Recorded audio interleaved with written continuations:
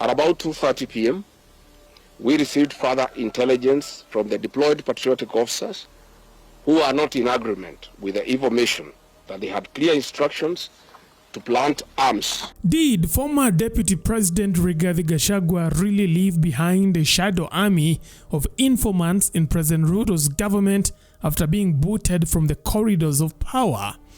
I received intelligence reports that President William Ruto had ordered that I be dealt with once and for all. And if ever there was a day the alleged Gashagua mall network flexed its muscle, it was May 19th, when the man himself revealed how his malls had been giving him intelligence feedback from President Ruto's camp. I would have wished they came here instead of wailing us on the road and using those dreaded criminals who are responsible for abductions and extrajudicial killings. But Gashagua came armed with what he claims is evidence, detailing multiple attempts on his life, including poisoning, goon attacks, and other cloak and dagger strategies straight out of a Cold War playbook.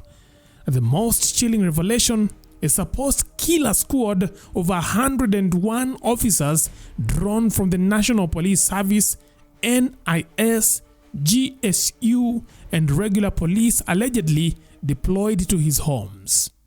From the administration police and seconded to the National Intelligence Service, accompanied by officers from the DCI, the Anti-Terrorism Police Unit, the General Service Unit, and the regular police were deployed. This killer squad have been carrying out extrajudicial killings and abductions. Yesterday, they were mobilized and cordoned off and blocked all exits from Gatanga constituency.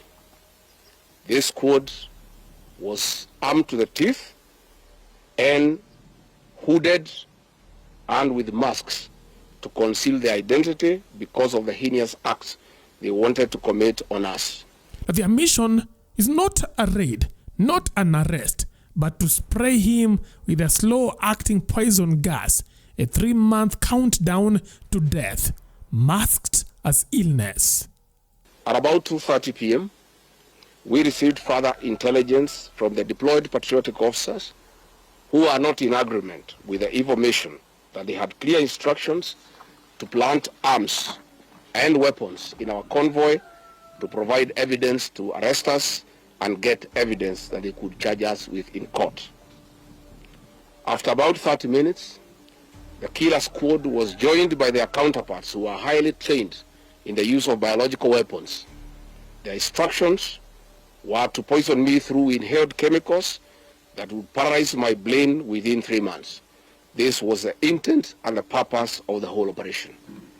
My team and I sought alternative routes as guided by the deployed security personnel, majority of whom are our supporters and opposed to what is going on.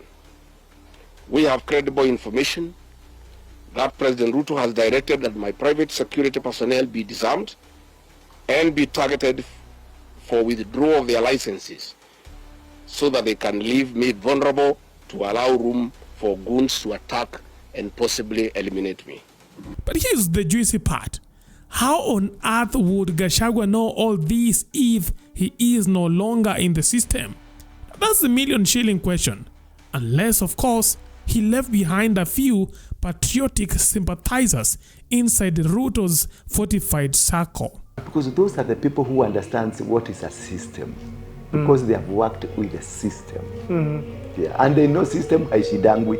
Navana. Informers who whisper in the night and leak classified details by dawn.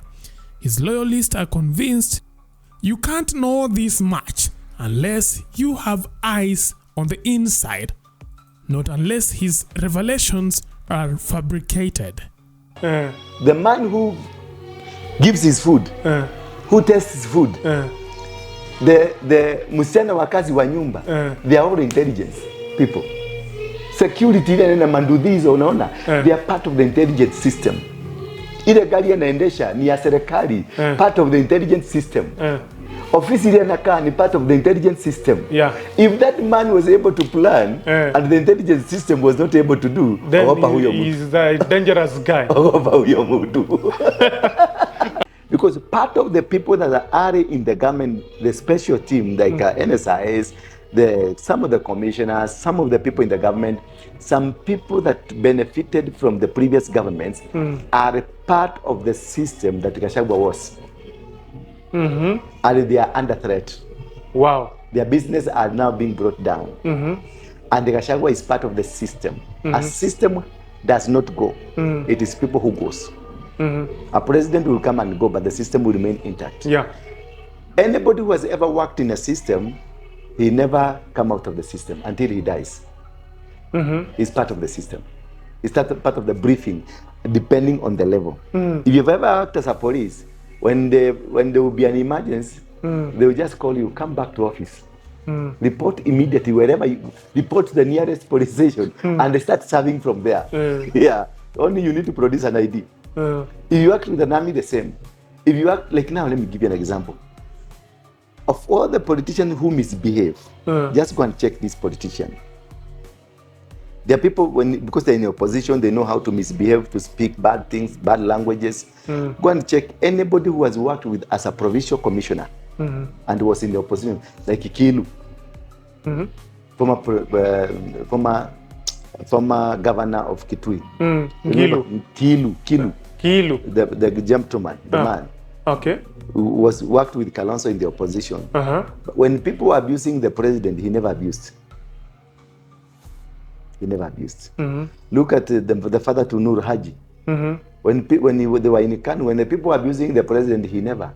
Look at Natembea. Just watch him. When people are abusing Ruto, he will never abuse him. He will never. Look at Kememia. When people are attacking the president, Kememia will lie down. Because those are the people who understand what is a system.